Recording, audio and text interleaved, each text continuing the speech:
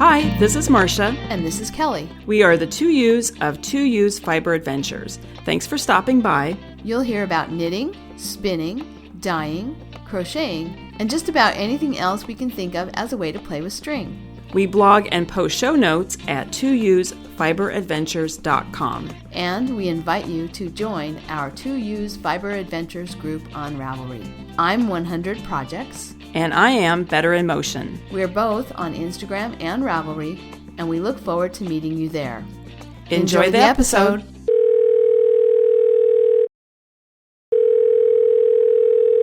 Hi, Kelly. Hey, Marsha. How are you? Well, I feel slightly hungover. And not from drinking.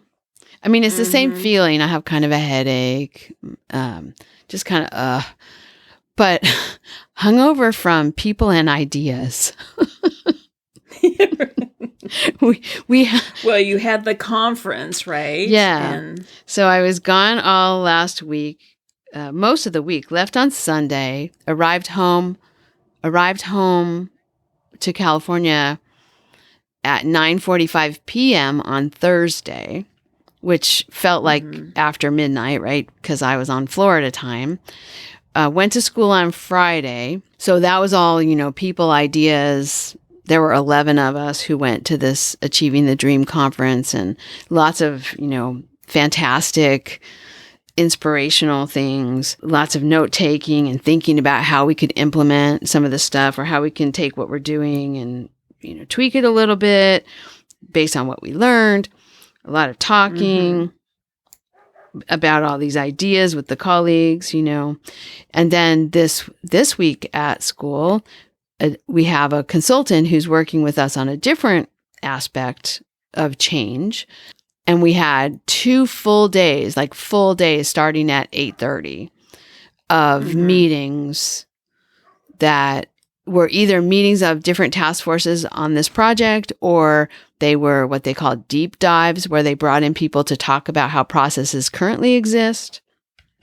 And so even though I wasn't part of all of it, I wanted, because I'm Senate president and because I want to be able to talk to faculty about it, I attended it all. Yeah. So I was sitting in this room for 2 days. And again, 2 days, and then early this morning, 8:00 meeting this morning.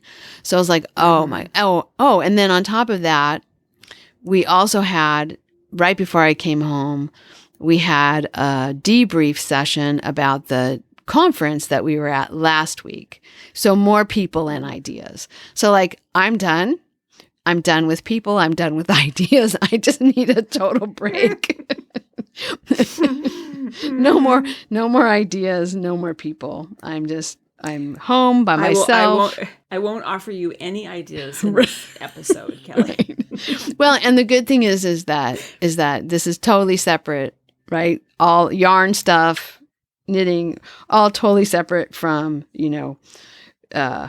successfully getting students to their associate degree. Complete 180. Yeah, it's just me and you and our listeners who have nothing to do with the college. Yeah. So anyway, that's how I'm feeling right now. I just kind of need to stop thinking. My brain is really tired. That's perfect perfect for us. Right. We don't really think, right? Yeah, it's going to be a great episode because I just turned off my brain. Oh gosh, that's too funny. So what about you? Well, you already know this, so I'll tell our listeners. But first of all, I have to say I'm fine. Okay, I'm going to tell my story, but I'm fine, so nobody worry. But on Tuesday, I went to the gym. Do you know? I'm laughing already. Because do you remember the whole thing about my joining a gym? I really didn't want to join the gym. I have a lot of anxiety about the gym because when I joined a gym years ago, I tore my meniscus disc doing lunges and had to have knee surgery. Yes. So fast forward, I joined the gym. I went to a class last week. It was okay.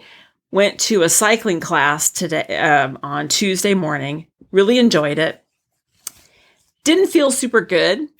But then I came home and I took a shower and I finalized my taxes, the paperwork, because I was going to bring the taxes over to the accountant, and took Enzo ate some lunch, took Enzo, and I still am not feeling good.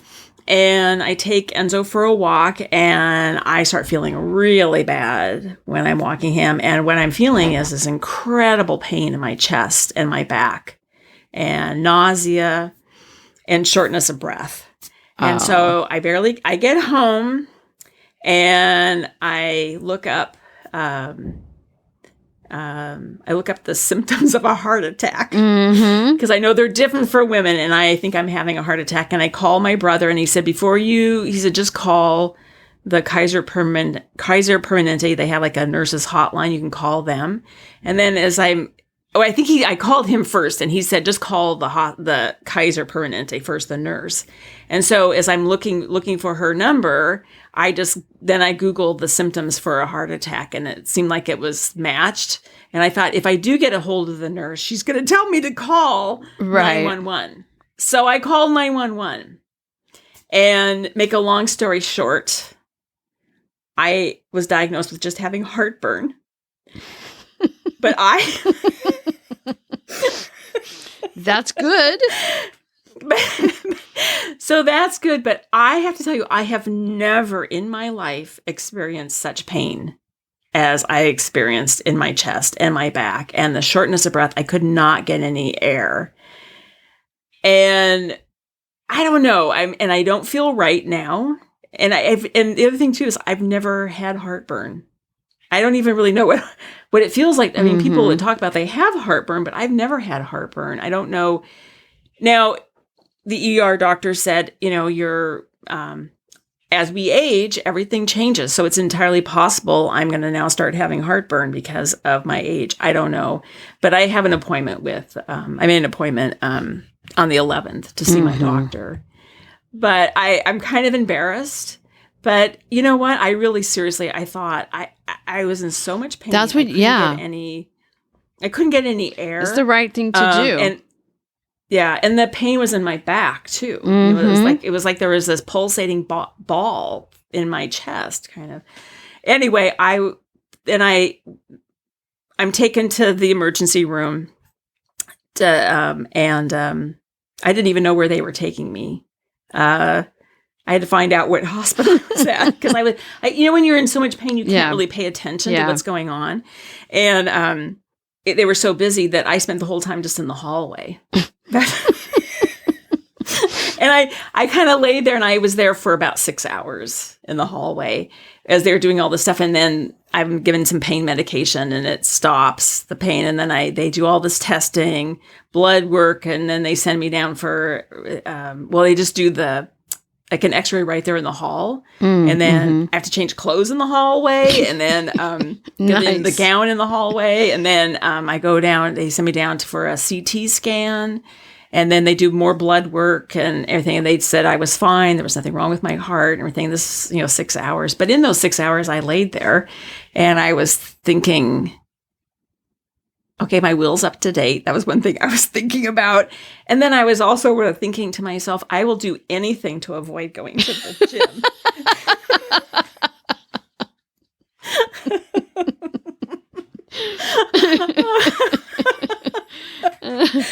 So do you have another visit planned? Well, I was supposed, so this is Thursday, February 29th, Thursday. And I actually was going to do the same cycling class. And there was also another class I was going to try for strength training. And I didn't go to any of those. I canceled all of that. It's probably better to wait till you see your doctor. Yeah, and I'm actually out of town. We're going to the beach Sunday. We'll be gone for a week, and then I'll see the doctor when I come back. So, I just want to see a doctor before I go back over there. I'm not blaming the gym at all, but it is kind of funny. It's like, there's something going on with me and going to the gym. But anyway, very kind of slightly embarrassing that, I have two feelings. A little embarrassed that it was heartburn, but then also relieved. It was just heartburn. Yeah. But I've never heard of anything like that before. I mean, it's that it would cause so much pain. Yeah, that was my big exciting news. Oh my goodness. It was either that or well, I know we also had the cliffhanger in the last episode. Do you remember? Yes. Did I weave or did I do my taxes? Well, that day I went down. I did not do my taxes. I went downstairs and I did weave. Yay. But the taxes are not done, but I did take them over. So I did not take them the day that I had my quote unquote heart attack, but I did take them the next day. I did drive over. So your work is done. That off my work is done. Yeah, it's on her back now. But anyway, yes, silly. I mean, well, no, important. Say, if you feel like you have those symptoms, you need to let someone else make the decision about whether it's something, whether it's important or not, right? Mm-hmm. Yeah. And then the other thing I would just add about this too. Well, I have a couple things I would say, and I mentioned this to you, Kelly, when we were talking earlier. But with all my mother's care, I had to have medical power of attorney to talk to the doctors. Mm-hmm. And because there's all those HIPAA rules in place about privacy. But everything that was done to me, all the testing, all the poking, all the prodding, everything, the changing the clothes, all happened in the hallway of the emergency room. And everybody can hear everything that's going on, all the questions that are being asked of me, the diagnosis, what they want me to do. And then I'm right across from the nurse's station, so I can hear everything that's going on with every other patient.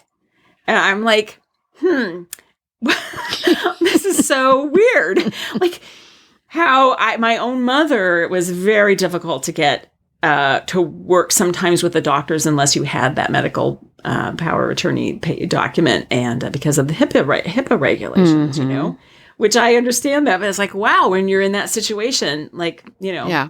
The strangers in the hallway can hear it all, but if Mark wanted to call and find out, he'd do better to stand in the hallway. Yeah. Anyway, that was and then the other thing, and I didn't mention this to you when we were talking earlier, but the dog. So there was 6 men in the house, the 2 paramedics and then 4 firemen, or maybe more. I actually don't even know how many were in the house. And then, I leave, they come around and take me out the back because they have those big long flight of stairs in the front. So they brought the A car around to the back and took me out that way. And I said to Enzo, it'll be okay. But Ben came home when he found out what was going on. He came back to just check to see what was going on. And he was just hung out with the dog. And he said the dog was completely freaked out. And I thought it makes sense because these 6 or 8 men come into the house. They actually were holding him, and you don't need to hold him. He's fine. But I can understand they don't know who the dog is, or I'm sure some dogs might react if people are taking you out of the house, right? Right. They might be aggressive, right? If they think that something bad is happening to you. So they were holding his collar, and then we left, and I'm on the little gurney, and I can see his head looking out the window, like I'm being strapped to a gurney and taken out. Yeah, I'm sure that was. So Ben came back and he said he was very, very weird. He wanted outside and he just stood at the garden gate for like an hour. He stood out there and finally Ben went and brought him back in. So very interesting about the dog. Yeah. So yesterday when I went to the accountant, I took him with me. I didn't want to leave him alone because he seemed he's fine today, but he seemed really. On Tuesday, really disturbed. Interesting about our pets. Yeah. Well, good. I'm glad he's doing better. Glad you're okay, and I know you're doing better. But enough of that. That's just it's kind of humorous, and to me that about the gym. But anyway, and then we ended the cliffhanger. I did weave. Marsha did weave, which we'll hear more about. Yeah. So do you want to talk projects? Before I do, I just wanted to say that I got a message Remember we talked about the squares in my blanket and that one yarn, the Vesper sock toxic, and that we had gotten it at the Knockers retreat. So I got a message from Jen Whirlstrom, and she said that it dawned on her while she was listening that she's probably the one for that for those mini skeins.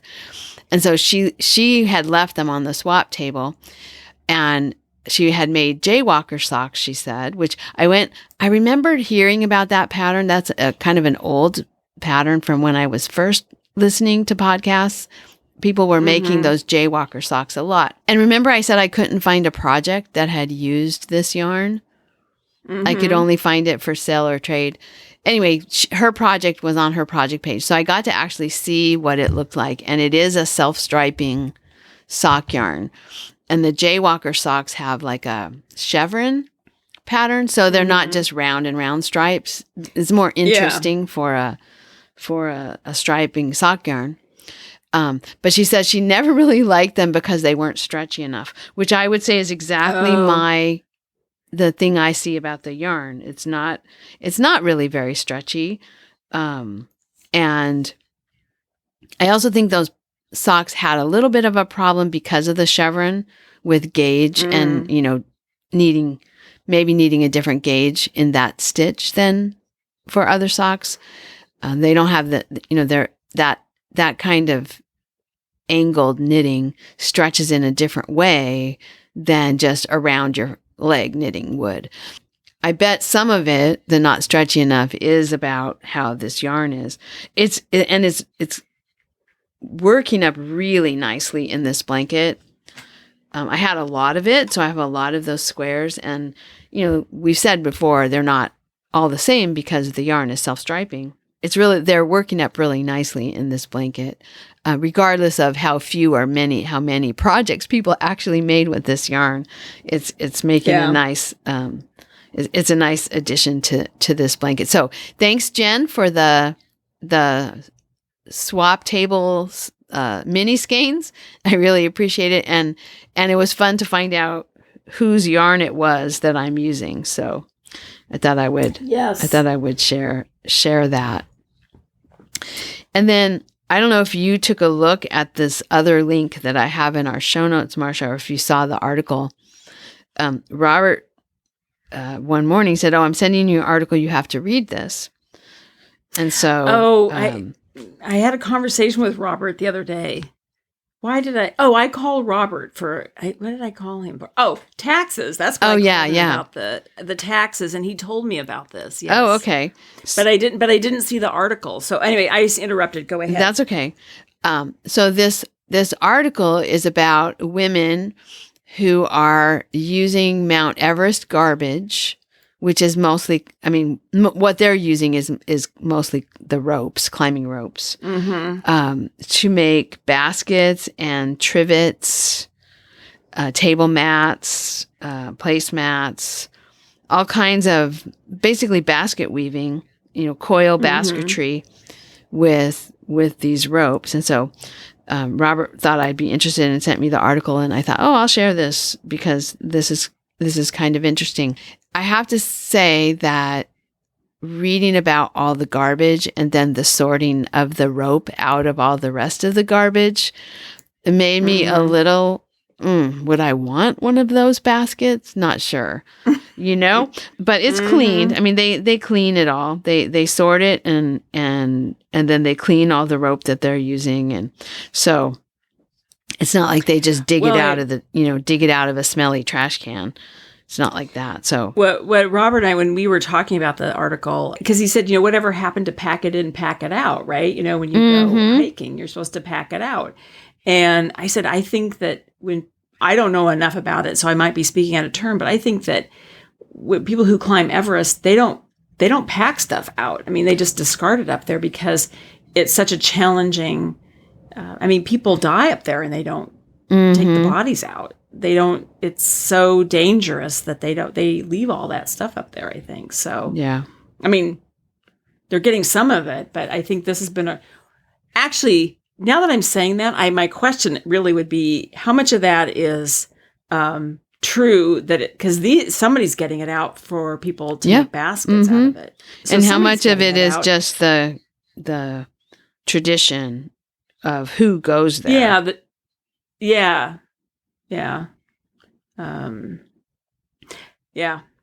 Anyway, interesting article. And it was on NPR, or you can get the link in the show notes. But you could probably Google it if you want it. If you aren't in a place where you can look at the show notes, I'm sure you could Google Mount Everest Garbage and find the article. And see some of the baskets that they're making. Really pretty. Yeah. So very interesting. Yeah. All right. Well, let's go ahead and talk about projects now. Do you want to start? Okay. Do I want to start? Okay, I will. Well, since I mentioned the weaving, I'm going to just talk about the weaving. So, I think the last time we recorded, I had rewarped the loom with just, what do you call it, straight draw. And I started weaving. It's been, kind of interesting, Kelly. Anything I say, I don't want anybody to believe that I'm complaining at all, because I'm not complaining about anything. It's been really kind of a learning experience, and it's been kind of fun. There's been moments it's been kind of frustrating, but all of that is learning. So what my plan is when I took the weaving class, in our notebook, there was about 60, 70 twill patterns. And my plan was just to do blocks, just stripes of these different twill patterns and of varying sizes. And what I quickly learned is, because really in a year, I've only been on the loom 1 month out of 12 months because of the arrangement that Kim and I had set up. So I really was out of practice just throwing the shuttle back and forth. So I finally thought to myself, you know what? I'm going to reverse this, and I'm going to have big sections of just tabby or plain weave, and then interspersed with small sections of the twill. So that's what I'm doing. And I was actually thought I kind of would like to just do it all tabby, but I already started it quite a large section I was doing the different twills. So I thought I'm just going to continue it through. Also kind of fun to experiment. Yeah.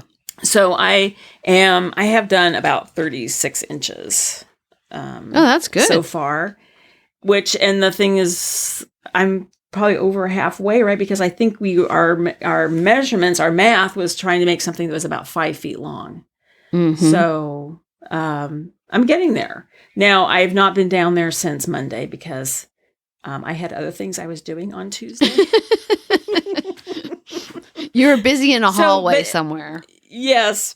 Now, the other thing I would say, too, is I've gotten very good at repairing broken threads, because a lot of the warp threads are breaking. And you said, and in fact, I said to you before we recorded that I went down today and saw that one had broken. And you said, recommended that you just take some of the tension off your warp when you're not weaving. So that's a good tip. So I will, I'll do that because I don't know that I'm going to get this off the loom before I go to the beach. So after we finish recording, I'll go down and loosen it up a little bit. I think the other thing that's a factors in it is it's pretty thin yarn. It's lace weight. It's also it's not a very tightly plied yarn. And it's alpaca, so it's kind of slippery. Yeah.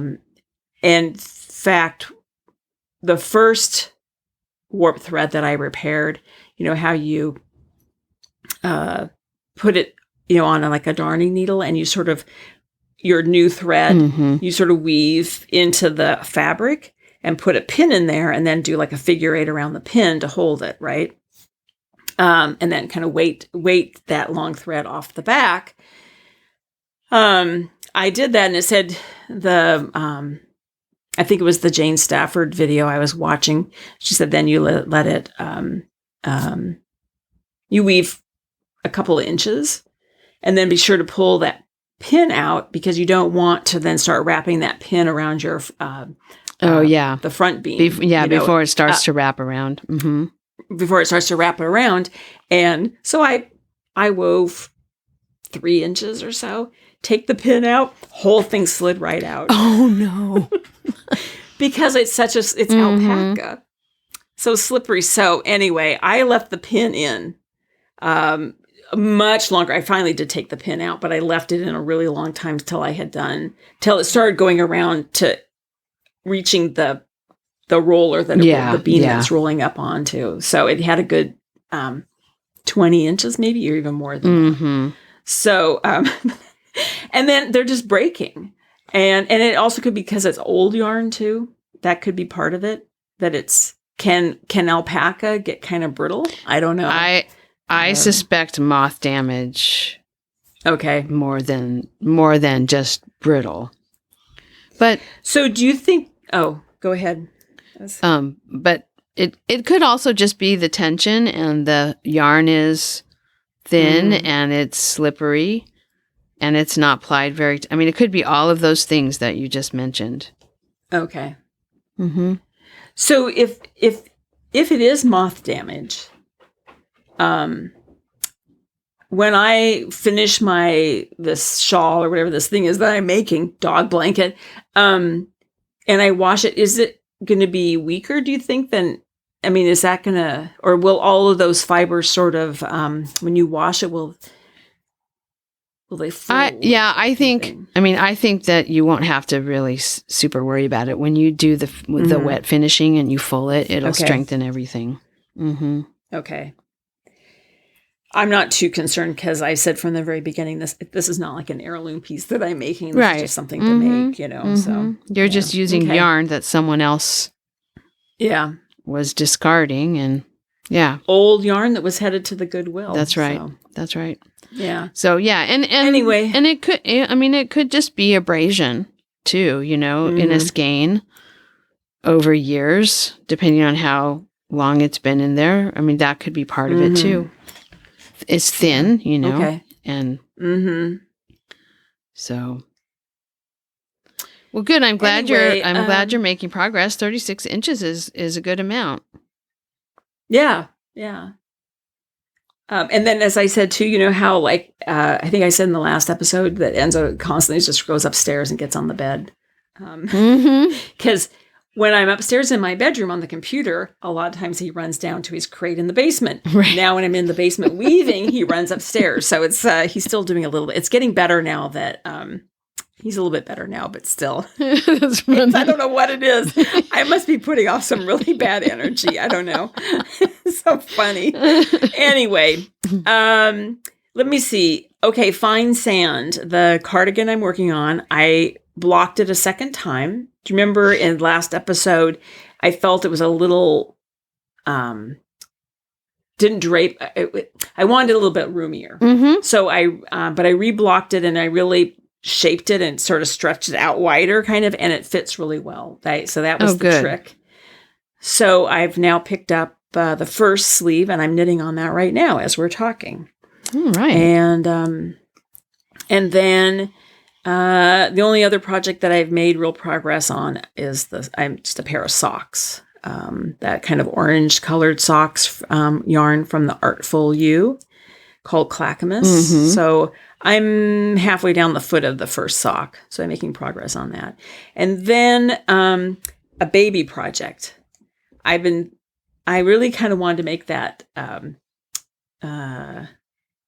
I've forgotten the name of it, but it was the one that looked like a little bear, a little kimono jacket. Oh, yeah. Mm-hmm. But I think I've changed my mind. I think I'm going to make the baby surprise jacket by Elizabeth Zimmerman. And the reason I think I'm going to make that is over 30,000 projects have been made.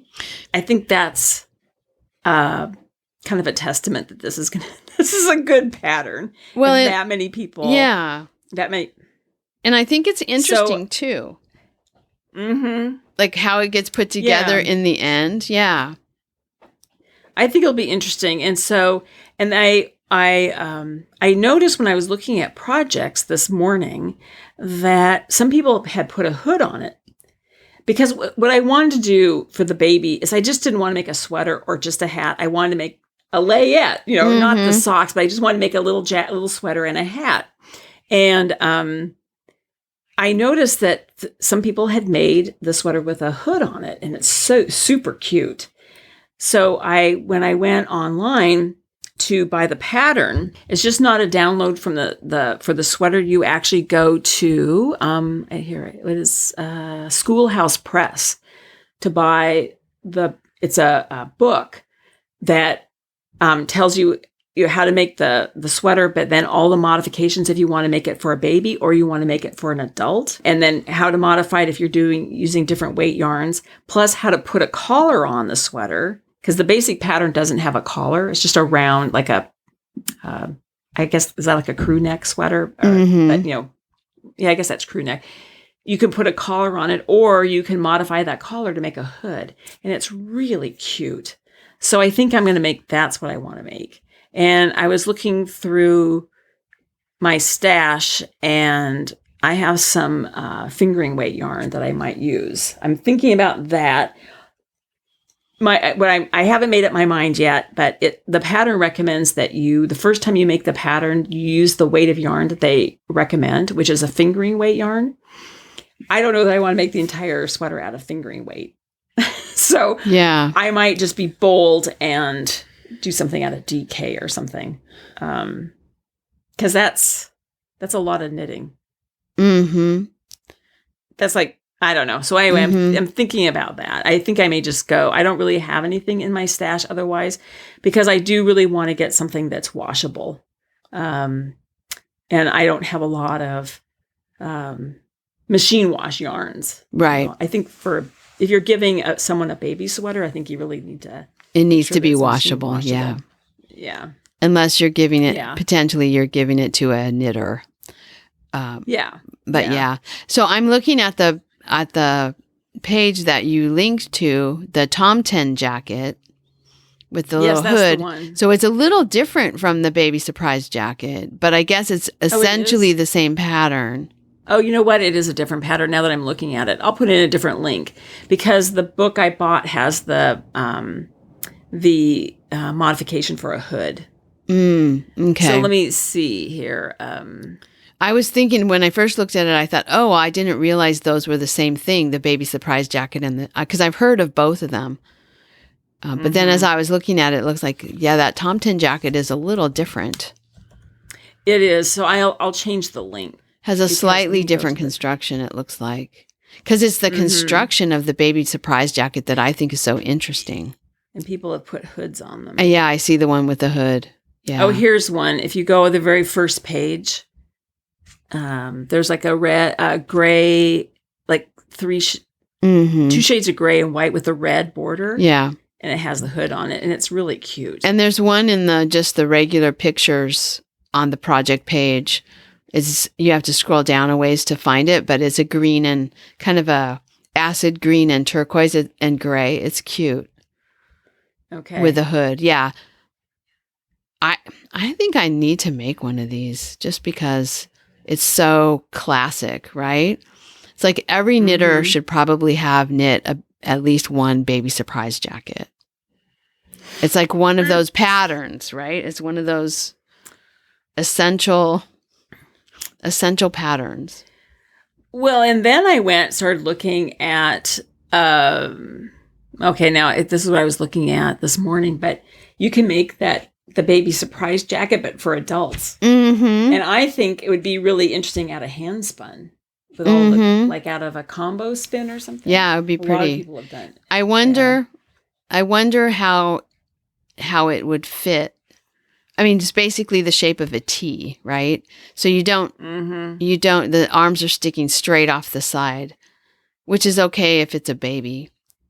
But I wonder how that feels as an adult to wear it. Like, is it bunchy under your arms? Yeah, good point. I don't know. Well, cool. So you have a baby project ready to go. Yeah.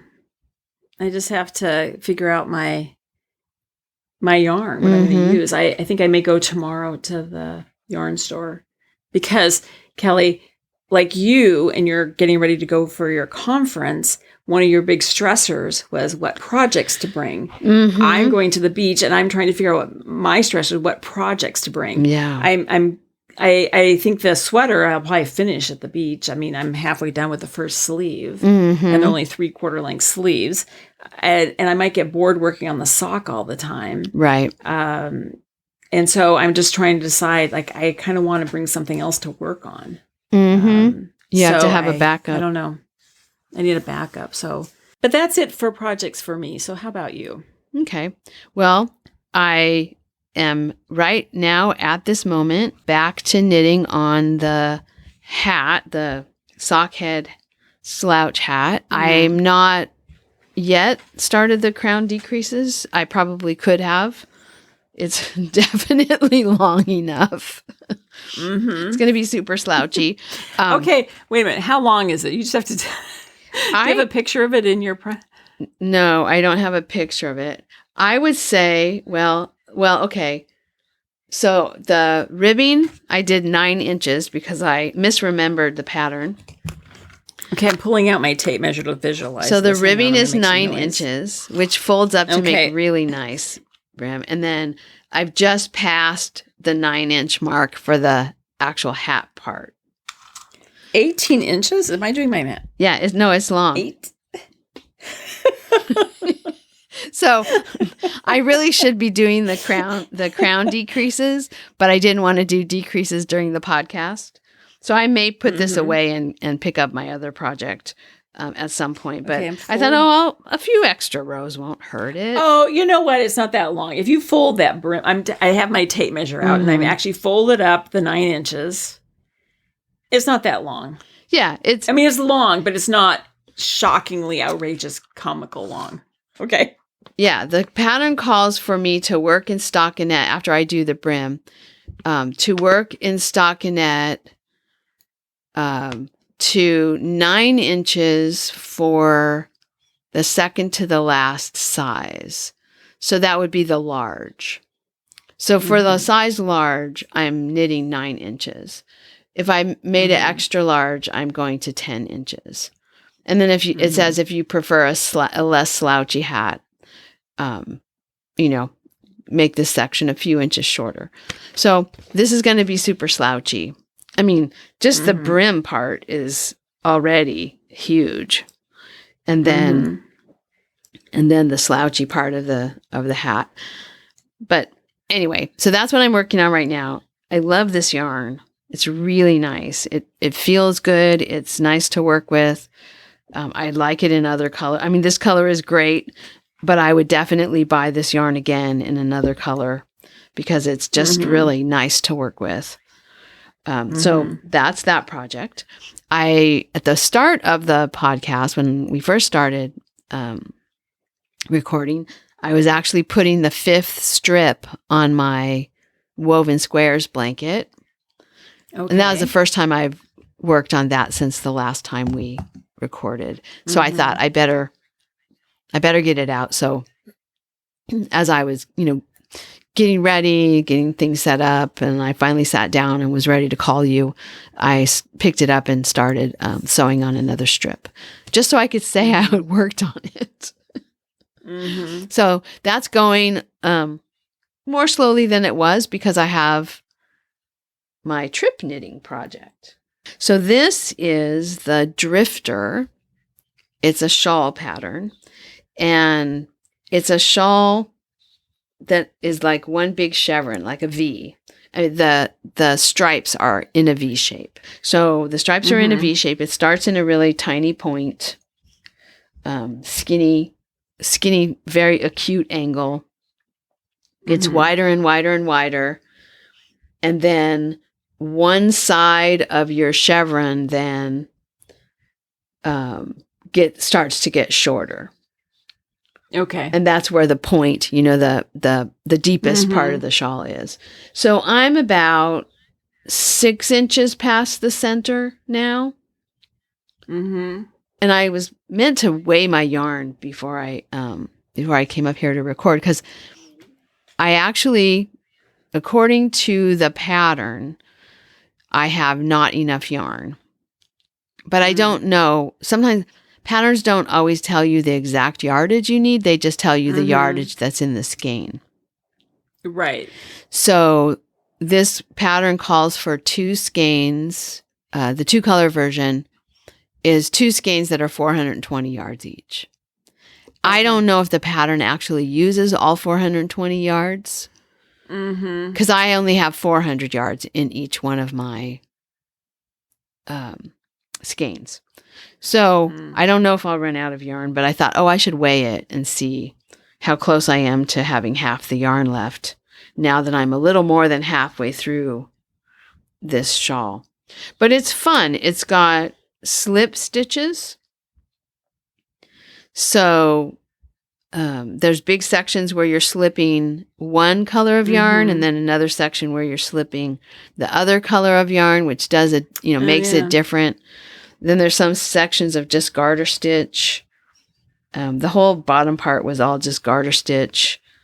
And then you start with the slip stitch sections. So I've been enjoying it, and I knit on it all through the conference. So I got a lot, and on the plane, the endless plane ride to Florida, and back. I was on the plane for a long time. That's all the way across the country. I mean, literally. Yeah. Right. So yeah. So I was on the plane for a long time. I got a lot of knitting done. Only had to unknit a little bit. So, and the yarn, it's, I don't think I have a really super good picture in my project page. I was just looking, and you have, you've just started, I think, like the garter, the 2 ball or cakes of yarn, and then a little bit of garter stitch. Okay. Yeah. I'll have to put a better picture in so you can get a sense of the colors, but it's kind of a soft, kind of dirty orange, and then like stonewash blue jeans blue. So I really like the color. I think it'll be something I can really use. The shape right now looks really skinny to me, but I think it will block out larger than, of course I'm going to block it. And once I block it, because the pattern page says that I think the maximum depth of it is like 57 inches. It looks kind of like just a big scarf right now. And then I have that turquoise wrap that I made out of the Neighborhood Fiber Company gradient set, the turquoise gradient set. And that one also, I haven't blocked it yet. I think I've had it done for over a year. I need to block it. And that one too turned out really skinny, kind of like a wide scarf. But I think once I block that one too, it'll be bigger. So I have hopes that these will actually feel like that this one and that other one will actually feel like shawls and not scarves when I'm done. And I'm not too worried about that. So that's that project. Got a lot done on it because of the conference. And then on the weekend, on Saturday, we went to, I got knitting done too on Saturday because we went to check out the Harvest Host where we're going to stay during spring break. During spring break, we're going to go down to Paso Robles, but one night we're going to stay with my mom and Dennis at the Locatelli Winery, which is one of the Harvest Host sites. So we thought, we're just going to go down and check it out. So we went. It was a beautiful day. I had been gone. I was, brain fried from the conference, jet lagged, all that. So I said to Robert, let's just go down. So we just went down to the winery and we just sat in the sun and drank wine and, did the tasting. The next day, though, I thought, you know what? I really need to get myself on the ball. I need to focus and concentrate, even though my brain still felt a little. I thought, no, that's not an excuse. You can get it together and get back on the loom. Because I had made a mistake, right, with the trailer curtains. And also, because we were making the reservation for the trailer, we were down at the place where we're going to stay with the trailer. It then also reminded me that I really do have a March 25th deadline. I want the rest of the curtains in the bedroom. So, so I got on the ball. I sat down. I found what I had done wrong. The color order has 5 threads of light, 1 thread of dark, 5 threads of light, 1 thread of dark, 10 threads of light, 1 thread of dark, 5 threads of light, 1 thread of dark. So it does that, right? It's 5, 1, 5, 1, 10. It's basically 5, 1, 5, 1, 5. 5, 1, 5, 1, 5, right? But there's a place where the 2 5s aren't broken up by the 1 dark thread in the middle. I hope that makes sense. Does that make sense? Yes, it does. Okay. It does. Well, I'm looking at your Ravelry page. Is this the first set, or is this the current set you're working on? More club car, bedroom curtains. Yeah. Okay, yeah, more. Yes. So there's 5 thread spaces that are light, and then there's 10 thread spaces. And what I did was, instead of doing a 10 thread section of the light color, I only did a 5 thread section of the light color. Oh, okay. And so once I figured that out, it was like, oh, duh, I don't know why I didn't see that before. Well, one of the reasons I didn't see it before is because I just thought I made a 1 thread mistake, and I tried to fix the 1 thread mistake. And then it's like that cascaded to now everything is wrong, not just one thing. So don't try to fix your mistake before you actually understand your mistake. That's the lesson. Take the time to understand the mistake before you try to fix it. So I fixed it. I put in those missing. Essentially, there were 6 threads missing. Moved everything over, put in the 6 threads, continued threading, got to a place where I have another similar mistake. So I know how to fix it now. It was evening, starting to get dark. I have light in that room, but I thought, you know what? I've been working on this for a few hours. It's the discretion is the better part of valor, right? Knowing when you need to just say, okay, this will be for tomorrow. So I left it. Only it wasn't for tomorrow because I had work this week. But I think I will be able to get some of that done tomorrow. I don't have a long day tomorrow, which is great. I don't know if I have the brain power to do it tonight, but I think I can get on it tomorrow, and I can get on it this weekend. And I'm literally only weaving like 29 inches. So the threading is taking me probably 4 times as long as the weaving is going to take. Yeah. Right. This is why people put on long warps. But I just need, just to refresh people's memory. I thought I had put on a long enough warp to get 3 panels. And when I took it off the loom and washed it, I realized I did not have enough for 3 panels. So then I had to warp for the 3rd panel. And that's why I'm doing all this work, just to get 28 inches of weaving, because I shorted myself somehow in the last one. So, and then there'll be some sewing involved, but I do think that I'm on track to get these finished and hung in the back window of the bedroom of the trailer. They'll be stretched between 2 rods. That'll make it easier to sew them too, because it won't be like hems, and it's just 2 casings, a casing on either end. So, so that's it. I think that's all of my projects, all 4 of them, right? Squares, hat, shawl, curtains. Yes. Those are all 4 of my projects. Okay. I haven't worked on anything that I have unhibernated, but I did get the summer fjord sweater out of its bag, out of the closet and out of the project bag, to look at it and decide, do I still hate the color stripe? And I do.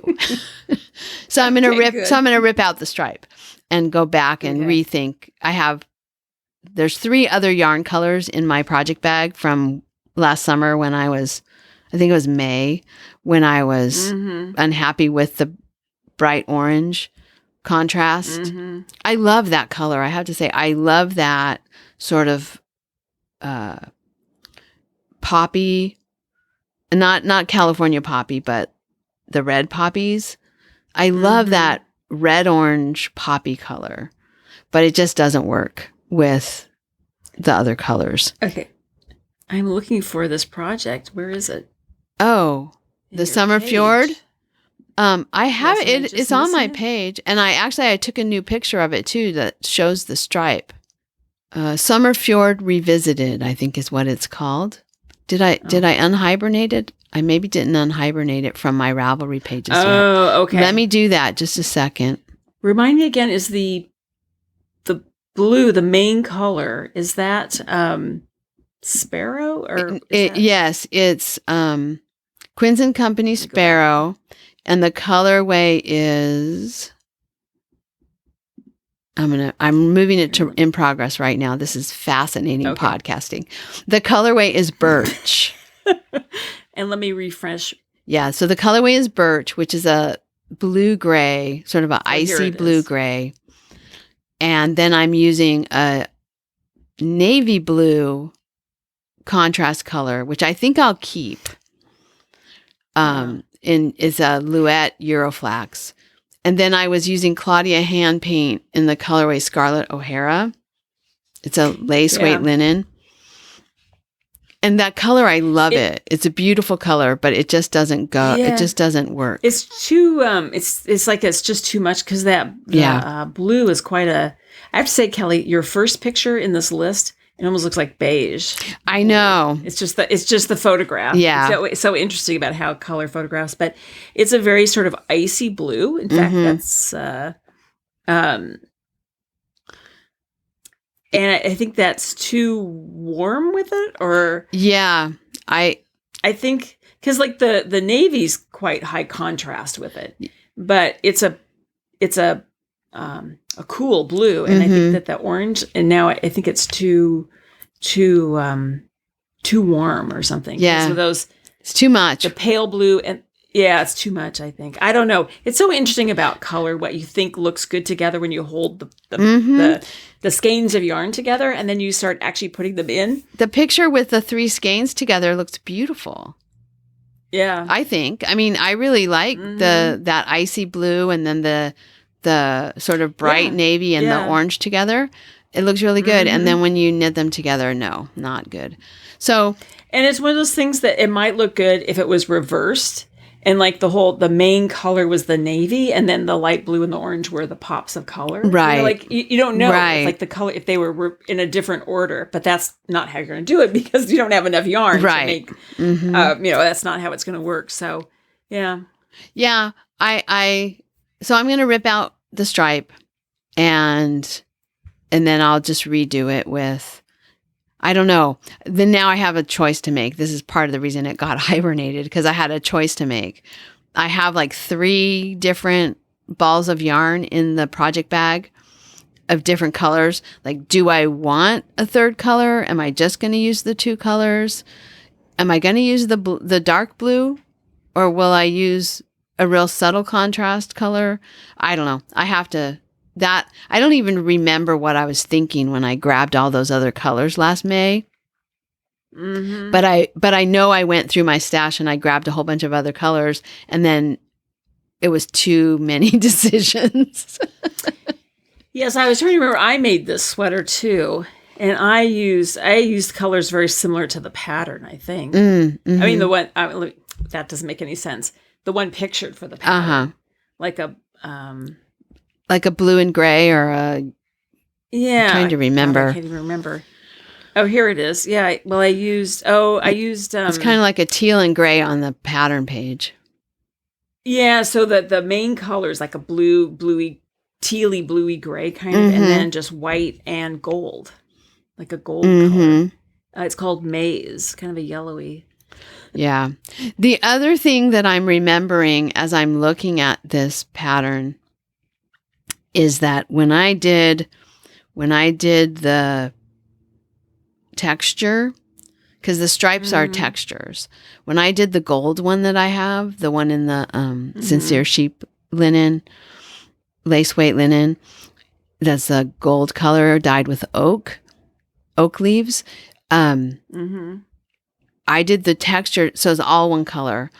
And I did the textured section, and I realized as I was working this new version that the textured section in the pattern doesn't look anything like the textured section on the sweater that I already made. I don't remember if I did that on purpose or if I did that by mistake. And so that was the other thing, is I had a picture in my mind of what the texture was going to look like. And as I was knitting it, it wasn't looking that way either. So that's a hibernating for a reason. But I think I can, I unhibernated it on my project page now. And I think I can, I think I can make the decisions that need to be made and get this back on track. So I'd like to have the sweater. I like my first summer fjord, but it's very lacy and open. The gauge is really for the yarn I used. The gauge is really big. I guess anyway, it's very holy, and so it's and that's the way I made it on purpose. But I wear like a tank underneath it. And I want this one to just be a tee, that I don't have to wear a tank underneath. And and it's going to be that way. I'm looking forward to having this sweater. So I will make the decisions that need to be made because I want the sweater. But it's going to be very different because I'm using the same needle size that I used, but the yarn is thicker. You know, so it won't be holy. Yeah. And sometimes it's nice to have, sometimes having to wear a tank under something is, sometimes you don't always want to wear a tank under something, you know? Right. So it's nice to have that option of not having it, so. Yeah, the one I have is very, very much a hot weather sweater. And this one would be more of a, you know, you can wear it in warm weather. Anyway. That's a long, drawn-out way to describe the fact that I have not done anything to the out of hibernation along, except getting my project out of Ravelry hibernation and digging it out of the closet. Okay. So, what about you? Oh, for my out of hibernation? Yeah. Well, I think it's that shawl that we talked about, which, oh God, what's that? I remember with it. I've not pulled it out. Your Pico bind off that you have to do. The Pico bind off. I can see why you stopped in the middle of a Pico bind off. It's not my favorite. Yeah, Elinya.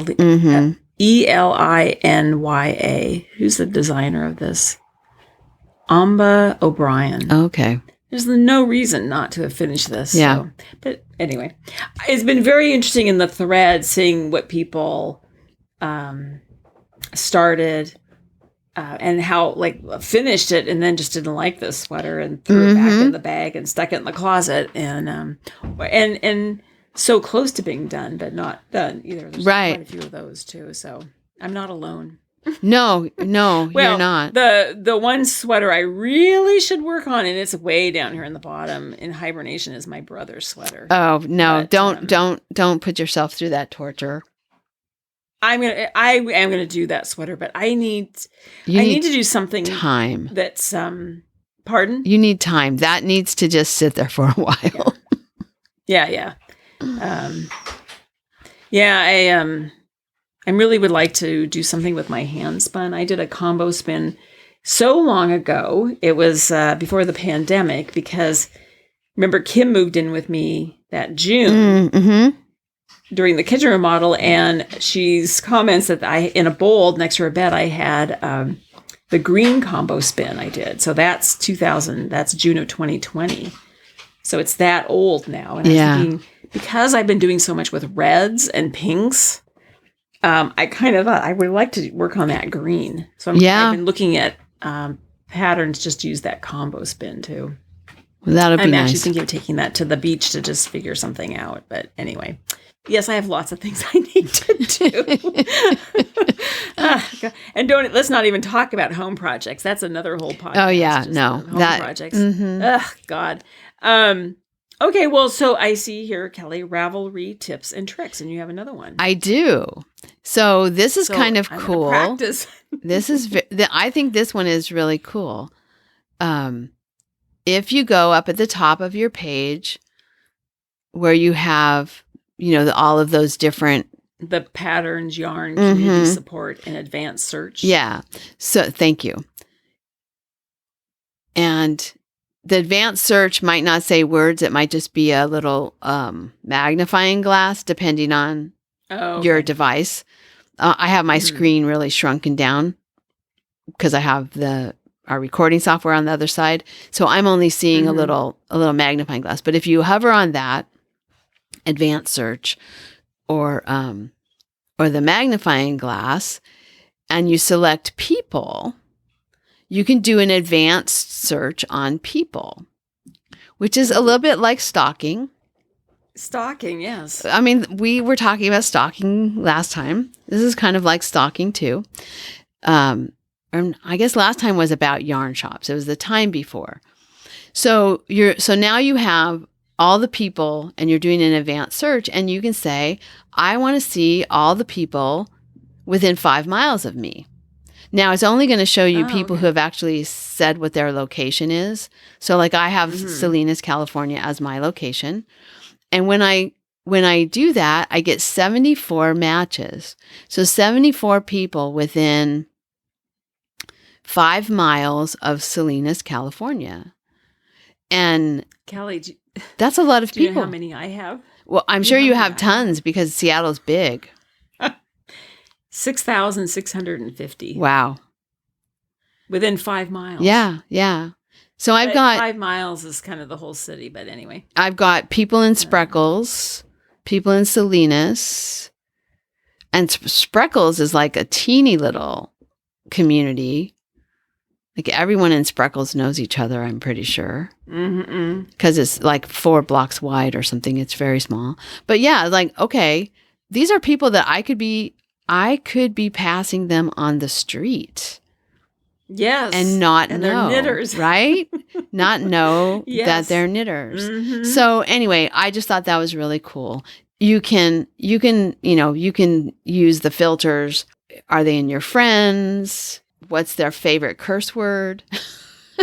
What group are they in? So like I could say, I mean, I know the people who are in our group who live near me, but I could say to Knitlet Chicks, how many people within, 5 miles of Salinas also listen to Tracy and Barb? Or I could look for their birthdays. I could sort them by birthday. I could sort them by location. I could sort them by country, by their favorite curse word, or if they're in my friends. There's all types of filters that you can put on this. And I had never done this before, and I thought it was pretty cool. You can find local friends. I'm going to have to narrow it down a bit. Yeah. I'm going to find some filters because I have You can customize the range, but because you don't put in your address, I don't think it would really do much. You're just putting in your city. Yeah. But anyway, it's a pretty fun thing. And I thought maybe not a lot of people knew about it. I didn't know you could do an advanced search on people. So no, I'd never tried it. This is great. So anyway, that's our Ravelry tip for this podcast. Okay. We just have to mention we've talked about it, but the Out of Hibernation Along, that's underway and it ends June 1st. And it could be anything that you've had in hibernation. It doesn't have to be Ravelry hibernation. It could just be you stuck it away in the back of your closet or stopped working on it or whatever. Just bring it back to active status and do something with it. And the Winter Weave Along, we're coming to the end. It's getting close. We have another month, a little over a month. Yeah. It ends March 31st. So we both have to get going, Kelly. I know. We have to finish. I know. Well, it's good that my deadline aligns pretty well. My camping deadline aligns pretty well with March 31st.